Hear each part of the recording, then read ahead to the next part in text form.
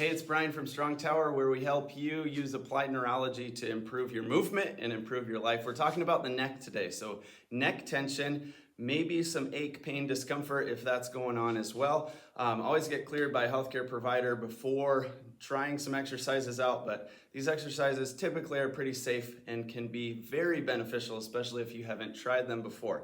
So if the neck is tight, muscles in and around the neck, it's tough to get movement. What I want you to do is first test, get a baseline. So try some lateral tilting, ear towards the shoulder. Staying in a slower movement is often useful if it's uncomfortable, or decreasing the range of motion. So if it hurts to go that far, I might back it off and just go that far where it doesn't hurt. Same thing with rotation. So we're gonna stay tall, rotate right to left a little bit. That's getting a baseline for how far and how comfortable is the movement. Then tipping the head up and down. So extensions and flexions, doing a little bit of work there. Again, establish a baseline for movement capacity. Then we're gonna get into sensory work. So often a missing piece in the movement puzzle, sometimes the pain puzzle, is actually feeling different areas of the body better in terms of the sensation there. So we're gonna start off just rubbing the back right side of the neck. You could do this with a washcloth or your hand, or a friend. If you have somebody, a friend, family member present can help you out. You can also go to the other side of the neck on the back side. You could spend about 20 seconds or so in each of these areas. Then we're gonna go to the front left, 20 seconds or so there. Gentle pressure in this area, and then just sliding over the skin, waking up again, nerve endings and receptors, and both sides, 20 seconds or so.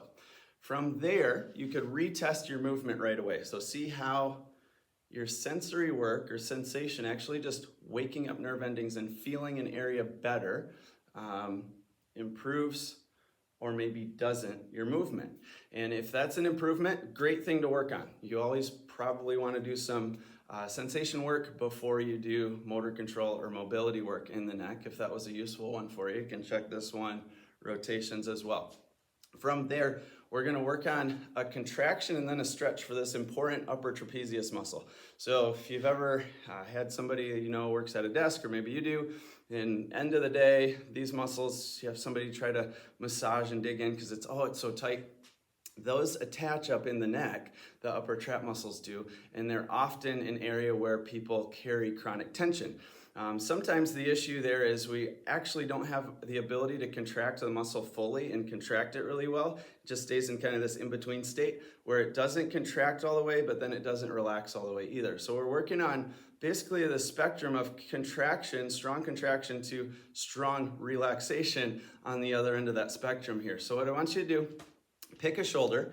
We're gonna pull that shoulder back, drive it up towards the ceiling. So my first movement is back and up. First two movements in the shoulder. Then we're gonna tilt the head to that side. We're gonna tip the head back. Then I'm gonna rotate my head away from that shoulder. So I'm bringing my ear towards my shoulder. And if you cramp with this, just make sure that you back off the tension a little bit. We don't wanna induce cramping. So that upper trap muscle goes under a complete contraction there and it shortens. Now we're gonna lengthen it and stretch it back out. So I want you to drop the shoulder down, pull it forward, opposite position there. We're gonna rotate, tilt the head away, rotate the head back towards that side, and then tuck your chin.